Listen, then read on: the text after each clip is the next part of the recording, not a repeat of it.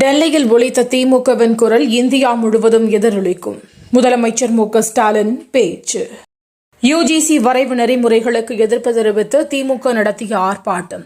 ராகுல் காந்தி பங்கேற்பு. விவசாயிகளுக்கு துரோகம் செய்கிறது திமுக. அண்ணாமலை குற்றச்சாட்டு. திமுகவின் சமூக அநீதிக்கு எதிராக முழக்கமிட்ட பாமகவினரை கைது செய்வதா? அன்புமணி ராமதாஸ் கண்டனம். கிருஷ்ணகிரி பாலியல் வன்கொடுமை. பிப்ரவரி 8 அதிமுக ஆர்ப்பாட்டம். மதுரை மற்றும் திருச்சியில் டைட்டில் பூங்கா. முதலமைச்சர் 13ஆம் தேதி அடிக்கல் நாட்டுகிறார். கலவரத்தை தூண்டியதாக வழக்கு. சீமானை விடுவிக்க சென்னை உயர்நீதிமன்றம் மறுப்பு. பிரதமரால் தனது குடிமக்களை அவமானத்திலிருந்து பாதுகாக்க முடியாதா? செல்வ பெருந்தகை கேள்வி.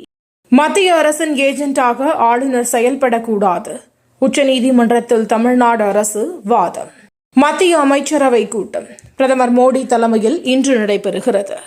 சட்டவிரோத குடியேற்ற தடுப்பு சட்டத்தின்படியே இந்தியர்களை அனுப்பினோம். அமெரிக்கா விளக்கம். சட்டவிரோதமாக குடியேறியவர்களை அமெரிக்கா நாடு கடத்துவது புதிதல்ல. ஜெய்சங்கர் பேச்சு. தமிழகத்தில் இயல்பை விட வெப்பநிலை அதிகரிக்கும். வானிலை மையம் எச்சரிக்கை. ஓய்வை அறிவித்தார் ஆஸ்திரேலிய வீரர் மார்க்கஸ் ஸ்டாய்னஸ். ரசிகர்கள் அதிர்ச்சி. Champions trophy தொடருடன் ஓய்வா? நிருபர்களின் கேள்வியால் ஆத்திரமடைந்த ரோஹித் சர்மா.